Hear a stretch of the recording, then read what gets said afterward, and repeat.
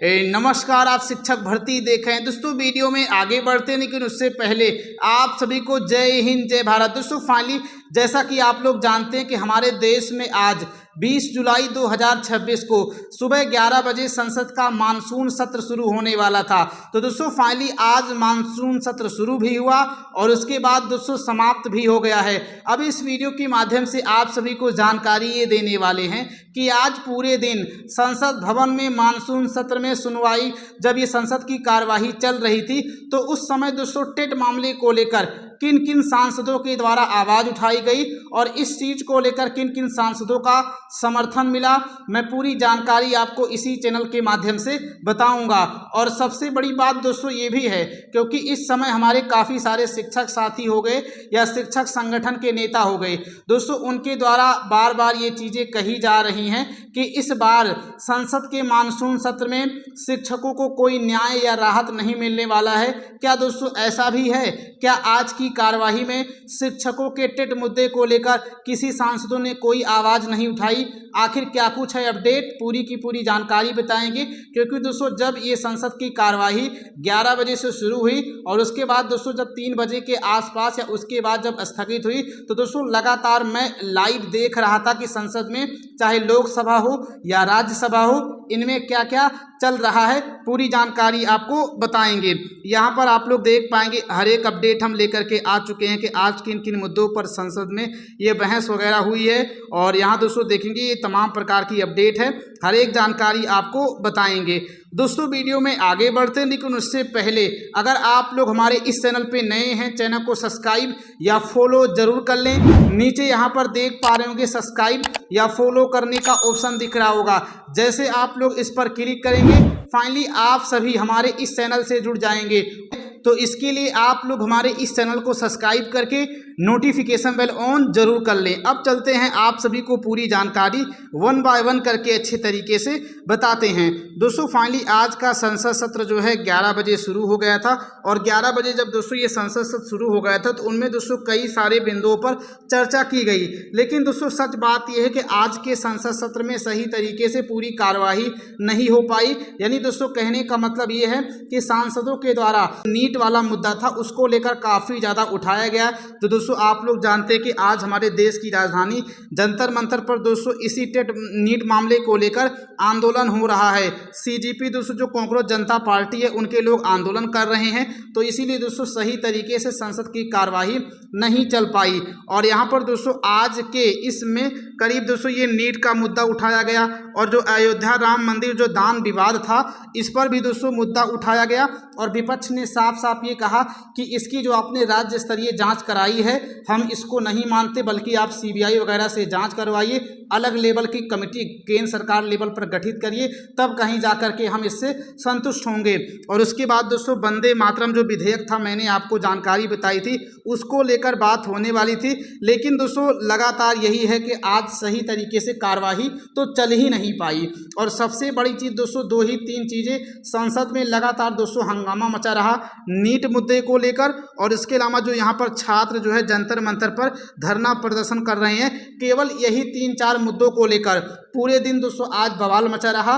और जैसे दोस्तों संसद की कार्यवाही शुरू हुई उसके बाद दोस्तों फिर से सांसदों के द्वारा हंगामा किया गया और हंगामा करने के दोस्तों जस्ट 5 मिनट बाद बार बार की संसद की चाहे लोकसभा की कार्यवाही हो चाहे राज्यसभा की कार्यवाही हो वो बंद करनी पड़ती है। तो मैं पूरे दिन दोस्तों लाइव तो देख रहा था लेकिन हमेशा संसद की कार्यवाही बंद हो जा रही थी, तो इसलिए दोस्तों कोई आज टेट मुद्दे को लेकर बात नहीं हो पाई है। लेकिन दोस्तों फाइनली एक बात ऐसी निकल के आई हुई है, यहाँ पर आप लोग दोस्तों देख पाएंगे ये जो सुप्रीम कोर्ट में जजों की संख्या बढ़ाने को लेकर दोस्तों लोकसभा में एक विधेयक पास होने वाला है। तो मेरा सरकार से ये विशेष आग्रह है कि आप 1956 के विधेयक में संशोधन करेंगे, जिस तरीके से आपने 2017 में संशोधन कर दिया टेट मुद्दे को लेकर के, उसी तरीके से जब आप 1956 वाले विधेयक में संशोधन करें जजों की संख्या बढ़ाने को लेकर, तो आप उसमें क्या करें, एक परीक्षा जोड़ दें कि जितने भी जज अब जो है आगे आने वाले समय में जज नियुक्त होंगे उनको परीक्षा देनी पड़ेगी। जिस तरीके से शिक्षकों के साथ विश्वासघात हुआ है और जजों के जरिए शिक्षकों को परीक्षा देने के लिए मजबूर किया जा रहा है, उसी तरीके से मेरा केंद्र सरकार से विशेष आग्रह है कि आप भी बिल में संशोधन करते वक्त इस बात का जिक्र जरूर कर दें कि वर्तमान समय में वकील बनने के लिए, जज बनने के लिए जो परीक्षा देनी पड़ती है, अब वही सारी की सारी परीक्षाएं सभी जजों को देनी पड़ेगी। चाहे कोई जज वर्तमान समय में है उनको भी देनी पड़ेगी, और इसके अलावा जो व्यक्ति जज बनना चाहता है उनको तो परीक्षा हर हाल में देनी ही पड़ेगी। तो मेरा ये विशेष आग्रह है।